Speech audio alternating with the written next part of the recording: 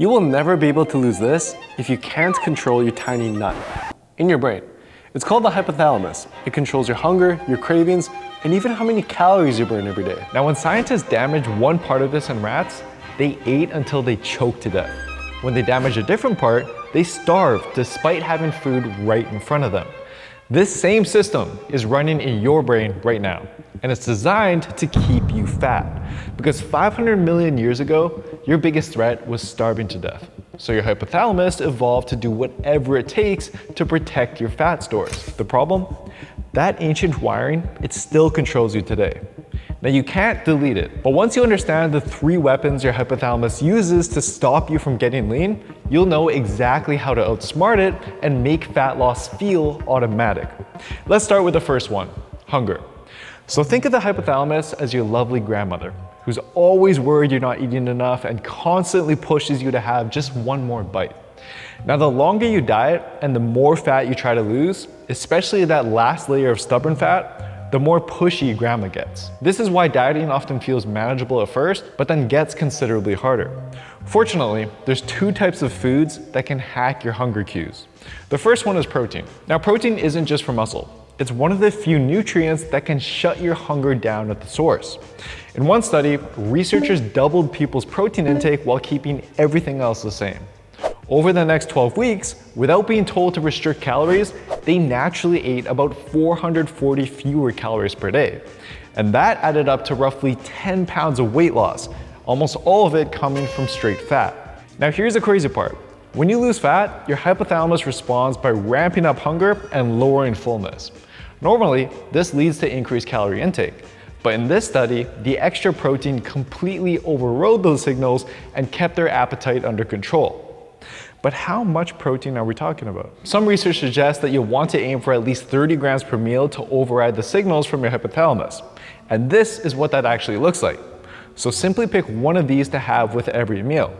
And I'll tell you about the 2 exercises you'll want to pair this diet with later on, but first, protein isn't the only food that can outsmart your hypothalamus. Unlike our Built with Science app, your hypothalamus, it doesn't come fully loaded with an AI meal scanner to measure calories. Instead, one of the things it measures is stretch.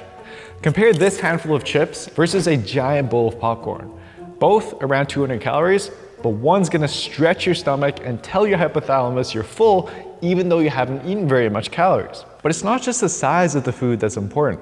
In a classic study done back in 1995, researchers fed people equal calories of different foods, and then measured how full they were afterwards. Foods high in water, fiber, and bulk, like potatoes, oats, and fruit, these ranked way higher than processed foods like croissants or candy bars. In fact, calorie for calorie, boiled potatoes were 7 times more filling than croissants. Now, here's some easy swaps you can start making today.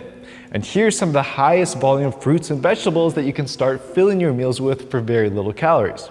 Now, for me, as an Asian rice lover, my favorite volume hack is using half as much rice and adding green peas to make up for it, which are half the calories. Nimesh, one of our transformation clients, used these same tricks, and he's finally been able to strip off the stubborn fat he thought he was genetically cursed with. But if you're somebody with a big sweet tooth, try this. This is a 1 kilogram dessert that's gonna set you back 300 calories.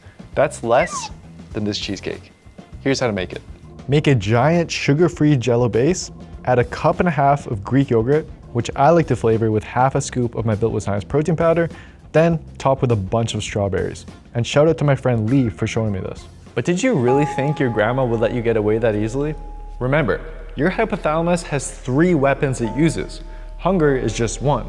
The next is cravings. Have you ever finished dinner, felt stuffed, and then 20 minutes later you still find yourself standing in front of the fridge just to look? That's not hunger.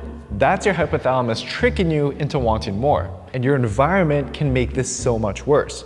In one study, people ate almost twice as much candy when it was in a clear bowl on their desk compared to when it was in an opaque jar across the room. And I saw this firsthand with my brother-in-law Dayton, who I've been helping transform. Even though we swapped his Chicago mix popcorn for a lower calorie version, when I accidentally left a bag of the original at his place, it was gone that same night. If the cues are there, the hypothalamus will respond. So the simplest fix is just not buy your trigger foods in the first place, or at least introduce friction by keeping them in the deepest part of your pantry, making it harder for you to see and reach. But have you ever noticed how on some days your cravings and your hunger are just way worse than others? Well, when you're sleep deprived, even for just a single night, your hypothalamus responds by cranking up your hunger hormones and decreasing your fullness hormones, basically turning grandma into the Hulk. Add high stress on top of that, and your hypothalamus constantly thinks you're in danger, nudging you to eat more in case you need energy to flight or flee, even if the stress is from work or life rather than survival. It's why cravings and hunger hit hardest after a long, stressful day. Trust me guys, these are the silent killers that everyone ignores. But the good news is that even just 1 extra hour of sleep per night or a 10-minute walk when you're feeling stressed, it can go a long way. So don't neglect it. But grandma is ruthless. She's got a secret weapon she saves for last to sabotage you just when things start heading in the right direction: slowing your metabolism. So when you start losing fat, your hypothalamus, it doesn't just ramp up hunger. It quietly dials down your activity without you even noticing. You sit instead of stand, you skip your evening walk, and you choose the lazy route more often. Combine that with the fact that you're lighter now, and your daily calorie burn plummets even more. It's why diets often feel like they work for a few weeks or months, and then suddenly, progress stops. Exercise is your key to fighting back. Okay, just because there's some work to do, it doesn't mean that it has to be painful. In fact, the 2 most effective exercises are ones that anybody can do. And the first is plain old walking. So every day, you burn calories from 3 main buckets: keeping your body alive, structured exercise, and then lastly, something called NEAT. So this is all the calories you burn without even realizing it: walking, fidgeting, standing, pacing. And here's the wild part: NEAT often burns far more calories than your workouts. In fact, research shows it can vary by up to 2,000 calories per day between 2 people of the same size. That's like jogging for 3 hours. And it's why walking and tracking your daily steps is so powerful, because these steps, they expose those invisible reductions your brain is hiding from you, and it acts as a constant wake-up signal to your hypothalamus that you're still active and energized. Now for me personally, I just aim for 2 30-minute walks per day. That's around 5,000 to 6,000 steps. Plus walking between sets at the gym. So by the end of the day, I'm consistently hitting 8,000 to 10,000 steps. And I'll also tack on 10 to 20 minutes of cardio after my workouts just for an extra boost and to cover the health benefits that walking alone doesn't provide. But movement isn't enough. If you don't pair this with the next exercise, the weight you lose is far more likely to come from muscle. And research shows the more muscle you lose, the more fat you regain later. Luckily, strength training, it flips the signal. Squats, pull-ups, deadlifts, rows, they tell your brain that you need to keep this muscle. So your body responds by making fat the go-to energy source. As for how many workouts per week is enough, we're currently running an experiment comparing 3 versus 6 workouts per week, and the results are pretty interesting. So subscribe to the channel to make sure you don't miss that. But even just 2 to 3 well-programmed full body workouts per week should do the trick. And I'll link some free routines for you guys below. Now with this weekly routine and prioritizing the right foods, you should be able to make some good progress. But have you ever lost some weight, then you go back to see grandma and she completely freaks out? She thinks you got sick and she forces food down your throat. The hypothalamus, it acts the exact same way. The moment it senses you're losing fat too quickly, it treats this as an emergency. Cravings and hunger ramp up and your metabolism slams into conservation mode. So think of this as a stealth mission. You're trying to slowly lose fat so that grandma doesn't notice and freak out every time you see her.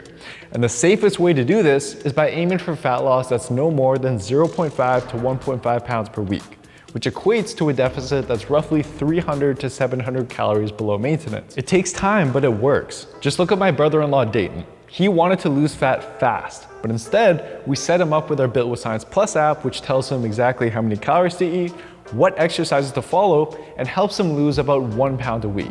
And you can also try out the app for 2 weeks free if you want at the link below. After 150 days, he dropped 26 pounds of fat while gaining almost 7 pounds of lean mass.